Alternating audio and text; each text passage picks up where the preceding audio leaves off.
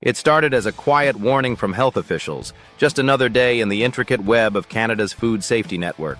But by the end of May 2025, that warning had escalated into a full-blown public health alert.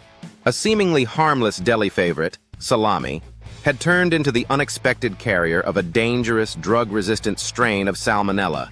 As reports of illness began to surface, the Canadian Food Inspection Agency, CFIA, moved quickly to recall several products from shelves across Ontario, Alberta, and Manitoba. The recall focused on specific lots of RIA brand Genoa Salami Sweet, RIA brand Genoa Salami Hot, and Bona brand Mild Genova Salami. These weren't obscure products tucked away in a forgotten warehouse. They were front and center at local delis, butcher shops, grocery stores, cafés, even restaurants.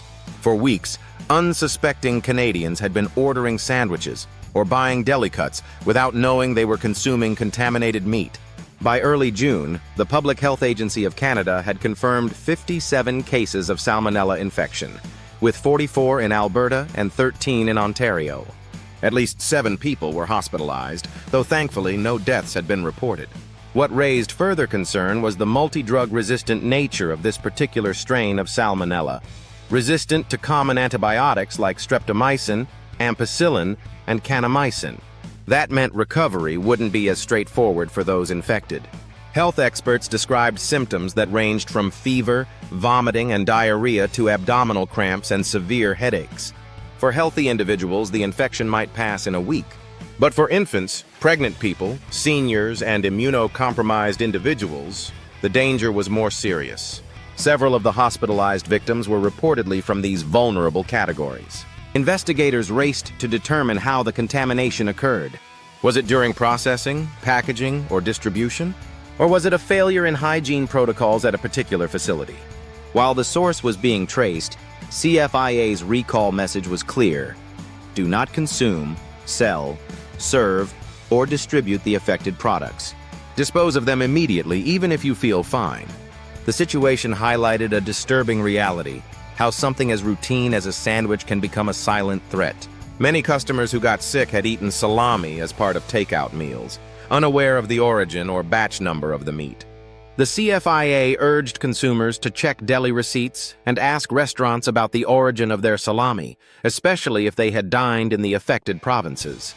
This outbreak is also a wake-up call about the growing problem of antibiotic resistance. As more bacteria become immune to standard medications, treating foodborne illnesses could become more complex and dangerous. Experts stress the importance of strict hygiene standards, transparency in food labeling, and public awareness to avoid future crises.